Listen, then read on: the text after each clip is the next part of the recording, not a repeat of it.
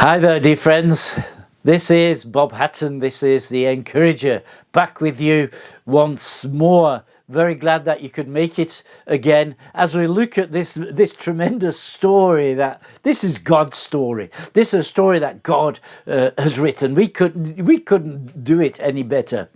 But you know, we've looked at Eli. We've studied him a little bit. We found out that he was at one time his heart was burning for the Lord. He was zealous for God, but he's lost it. In the meanwhile, he's lost it, and he's got two sons, Hophni and Phinehas, who are absolutely corrupt, who are immoral, and they're not walking with the Lord. And Samuel and Eli, he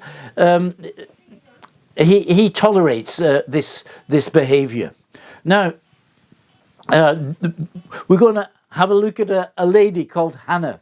And first of all, it might just look like something like Ruth, that these circles are coming again and again, and we're seeing that Israel is doing things that are evil in the eyes of the Lord, and it just looks like the circle is starting again. And then we have the story of Hannah, who is a little bit like Ruth. It's just, you know, to show that God is still interested in the individuals, but there's something different here. It is the story of an individual, of a lady called Hannah, but it's something different because Hannah has a part in this great story of God. It's not just about her story, it's about the big story. It's, you know, somebody said history means his story. This is the story that God has given us. Well, Hannah, she came together with her husband every year or in various times of the year to celebrate the festivals as God had said in the book of Leviticus. We had a look at them a few days ago. Now, Hannah's husband has a second wife as well, and Hannah didn't have any children. The second wife did have children, and the second wife would mock Hannah, and she would laugh at her because she didn't have any children. And this was a very, very big thing in those days. I know that even today, that people who don't have children sometimes have great pain in the heart, and this pain was great in the heart of Hannah. Now, Hannah came to the festival, and I think one year it must have been especially a great burden on her heart. And she went into the tabernacle, probably somewhere in the courtyard, and she found a place to sit, and she began to pray. And Eli, the high priest, he saw her, and of course Eli had lost it, as I said. He didn't have any discernment, and he saw Hannah speaking or praying, but she was praying. Her lips were moving, but there was no sound coming out of her mouth. So, of course, Eli, this great man of discernment, he thought she must be drunk, and he goes over to exhort her and to give her a dressing down and a telling off. But you know, Hannah is actually crying from the bottom of her heart. She's not praying like many of the others would do with raised hands and a loud voice, but she's crying from the depth of her heart, and she's asking God to give her a child. And she even makes a promise to God, and she says, God, if you give me a child, I will dedicate him to you. So what happens is that she does indeed then have a child, a boy, and she gives this boy the name Samuel. And when he's big enough, she brings him to Shiloh, where the tabernacle is, and she gives him to Eli.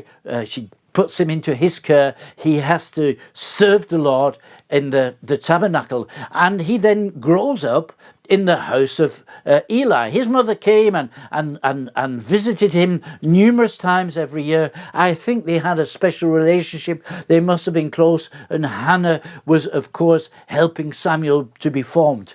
And Samuel was living together with Eli's sons, with Hophni and Phinehas, these two corrupt and immoral priests. But he wasn't being influenced by them. And I think that is something so exciting. In our day and age when morals are not really that what they should be, when there might be corruption about us, when people are just living like they want to, as we said many times before, they're doing it their way. People have an idea how life should be lived. Isn't it great when we have young people who say, I have a zeal for the Lord, I want to live for the Lord, and they're not being influenced by the peers around them who are going a completely different way. Now, one night when Samuel lay down to sleep, he was woken because he heard a voice, and the voice was simply, Samuel, Samuel. So he got up as quick as he could, and he went over to Eli, and he says, Eli, I'm here, what can I do for you? Do you need something to drink, or do you need some help? And Eli said, I didn't call you, Samuel. Go back to sleep. Lay down, go back to sleep.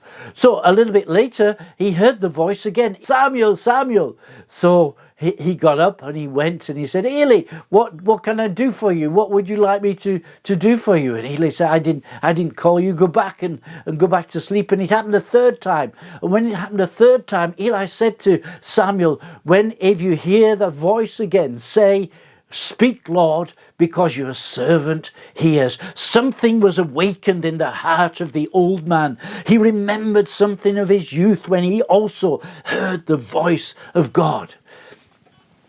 The next time when Samuel heard this voice, he did indeed say, Speak, Lord, because your servant is listening.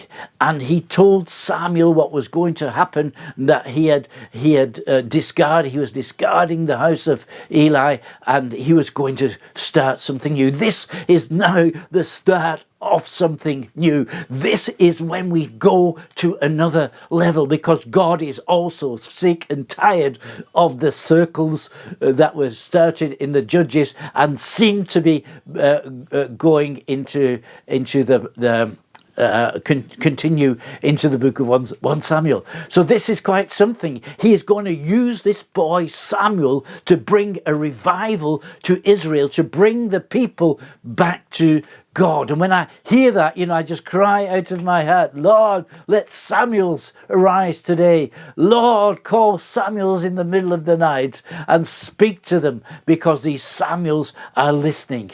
Wow. I'll see you again tomorrow. God bless you. Looking forward to it, and have a good day. You're Bob Hatton, your encourager.